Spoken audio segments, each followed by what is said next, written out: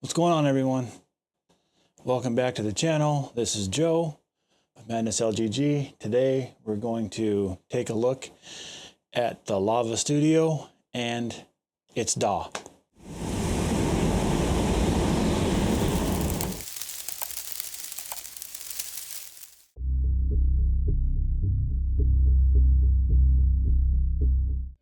So the first thing you want to do is the third icon over is the mini DAW. It's already got grooves that I made in here, but let's see if we can do another new project so I can show you what's going on with this thing. Okay. So you can do a blank project, which is probably what I'll do for this. You can import a drum section. You can import a groove. Now, from my experience, the drum section is where you can pick everything. You can pick metal, you can pick rock, you can pick jazz. And the import groove, it just gives you a groove from whatever is in the list. But it's more precise if you actually do import drum section, because then you can refine, which I'll show you. You can refine it to metal or whatever, and then there's a bigger list. So let's go to new project. Blank project. Right now, there's just one track. Okay, let's go over some of these controls real quick. Here, this little blue icon right here, it looks like an amp. Click on that and you get to choose out of your presets what you want to record. Tap anywhere on the screen, that'll go away. Here is the metronome. Click it, turns it on. Click it again, turns it off. Here is your tuner.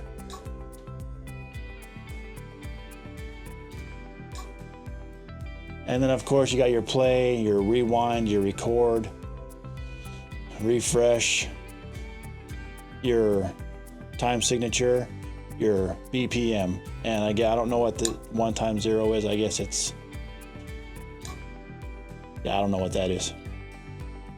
I haven't figured that one out yet. I guess maybe it's 120 normal and then 1.1 times maybe faster, which doesn't make sense because the metronome you can set. But yeah, I don't know what that is really. And then this little magnet looking thing, or a horseshoe, whatever you want to call it, just like any DAW, it's your snap to grid. Which is weird because when you're moving the clip, it doesn't snap like you're used to. You actually have to let it go and then it snaps to where the closest one. Yeah, this thing's kind of hard with your finger, you know, to get it exactly where you want, but it's doable. Now, on the track, when you want to add a drum or whatever you want to add that's built in here, double tap it. And then you got your drum section, your add groove, add a backing track, or from the Lava Cloud, all right here. So I'm going to tell you what I was talking about before, add groove. It gives you a list of kind of drum beats with names. I haven't really gone through this much because I really didn't care for them. But to be more precise, double tap it again, add a drum section. Okay. Now you got your choices. And you can choose 4/4, 3/4, 6/8, 12/8. You can choose funk, R&B, metal, rock, pop. Now the reason you want to choose this versus this, look, there's only 3 metal there, which is what I thought this was when I got them. I'm like, only 3 metal, really? That's kind of not cool. But if you tap on metal,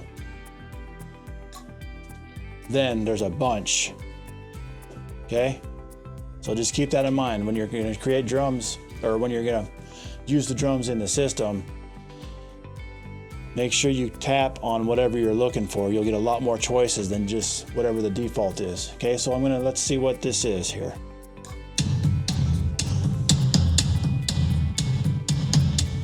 Sorry, it was so loud. I had it hooked up to my computer before. That sounds like some Megadeth stuff. I forgot which song, but you probably know what I'm talking about. Basic beat. Basic slow. Maybe you want to do some sludge. Stoner metal. Some more stoner metal maybe.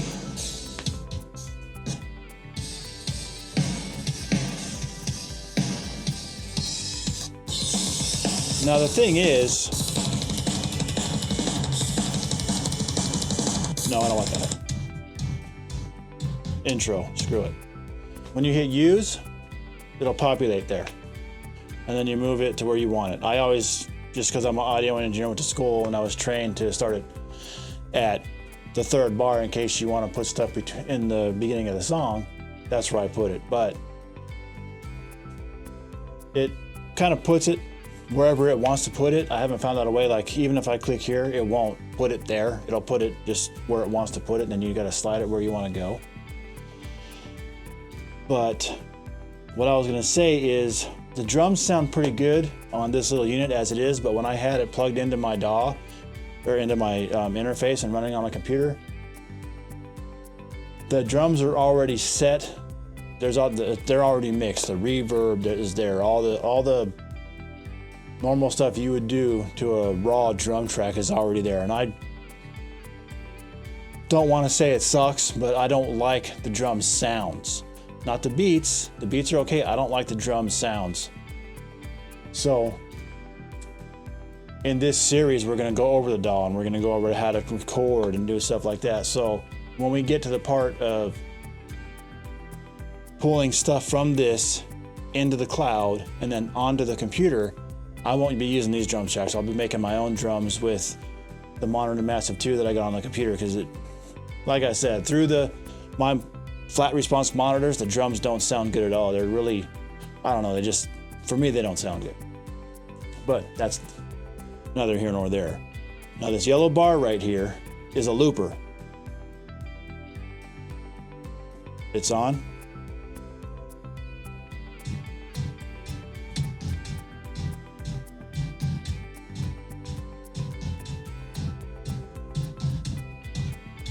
Turn it off.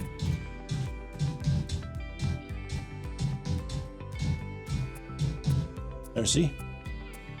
If you want to use the looper, make sure you tap it and the yellow will brighten up. Tap it again, the yellow dulls down, which means loop mode's not on. Now I don't know how to lengthen it. Oh, there we go. I guess you got to have it on to lengthen it. Yeah, so if you want to adjust the size of the loop, make sure the looper's on.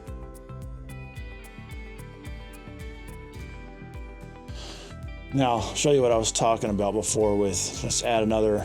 Again, if you want to add anything else to this, double tap it. Add your drum section. Let's do something else. Why is it not playing now? There it goes. Oh, that's why. Metal.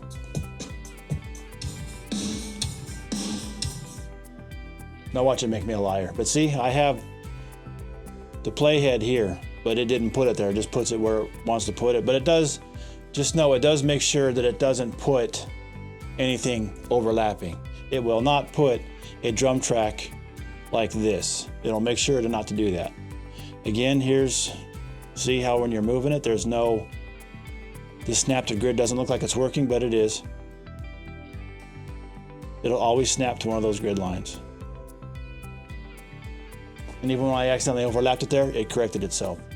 So that's how you're going to put the drum loops from the Lava unit into your tracks, okay?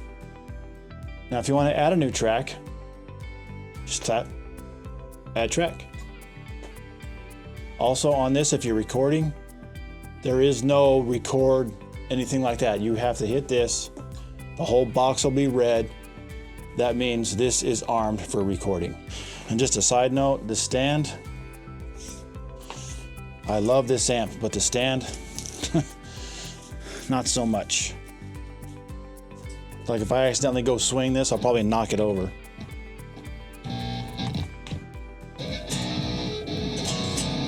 I'm not going to be playing anything, I'm just going to show you guys. All right, make sure this is back here.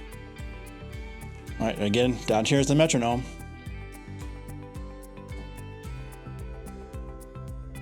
Back, yep, okay. Now hit record.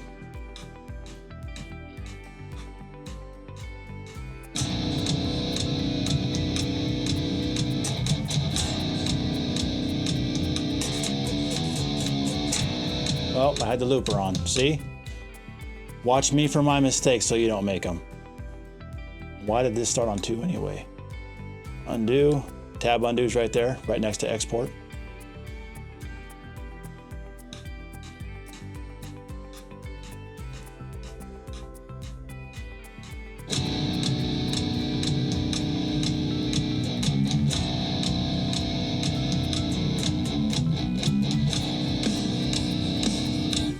It's really that easy. And then, of course, you know, like me, I quad track my guitar, so you can do that on here. And you can put your bass on here. And I'm not sure about MIDI instruments or anything like that, like doing a full band, but I know this has 8 tracks. Well, let's test it real quick. It says 8 tracks maximum.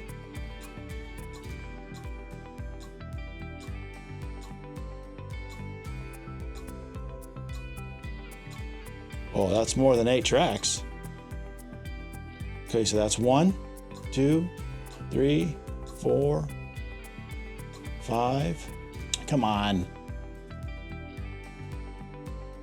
5, 6, 7, 8, 9, 10, 11, 12. That's 12. Huh, that's 4 more than they told us it came with. So in theory, you could do a whole band with this thing. And because it has outs out here too, like how I had it in my original video, you can connect this right into the DAW, into your interface, and run it into the DAW. I haven't tried to use this as an interface with the USB. The owner's manual recommends not to do that, so I'm not gonna. So I just used the line outs to my interface. So I'm gonna do some more experimenting with this and see if you can do anything with MIDI instruments or actually do a full type of instrument with this. Drums, guitar, bass, obviously we can do, but what about keyboards? Vocals we can do because you can just plug into it. But what about any kind of ambiances? Well, I'll be going over that in a later video. I just wanted to get this out there a little bit so you guys understand a little bit about this DAW. And again, let's get out of this. I don't want to save it. I already have one saved I'm working on. Okay, these are all your selections. Blank project, import drum section. You don't have to open a blank project. You can go to the imports and do that from there. Import drums, stem isolation, import from the lava cloud, and import backing track. So you can put a backing track in here to jam with if you want to. Just so we're sure where everything is, I just want you guys to have a, easy time when you're operating this. You have your DAW. I'm just gonna do an import drum now, screw it. Metal, same one, why not? Use. The DAW is open. You got your amp selection here, or preset selection, sorry. Tuner and metronome down there. Play, rewind, record, refresh, time signature, BPM, and the magnet down here. All that down here for the snap to grid, the magnet for the snap to grid. Up here, your looper. On, off. Here, undo if you make a mistake. Here, export, and then save your project. That's really all there is to this, other than recording your stuff into it. And I'll show you that it does store your stuff. There's my project right here. It stores it right in the interface under my project. And this is it. This is what I did yesterday. Oh, I don't want to move that. Undo. There we go. See?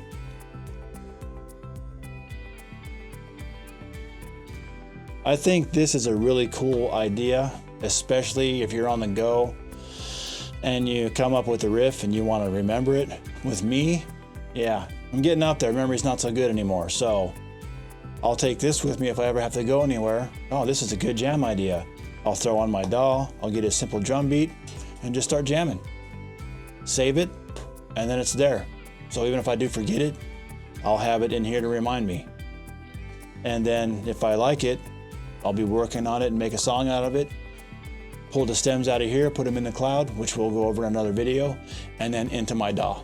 All right, that's it for this video. I hope that helps with the Lava Studio and the DAW. And again, I really like this thing, so there's going to be a lot more coming out of my channel about this little amp. So stay tuned, and I will see you guys later.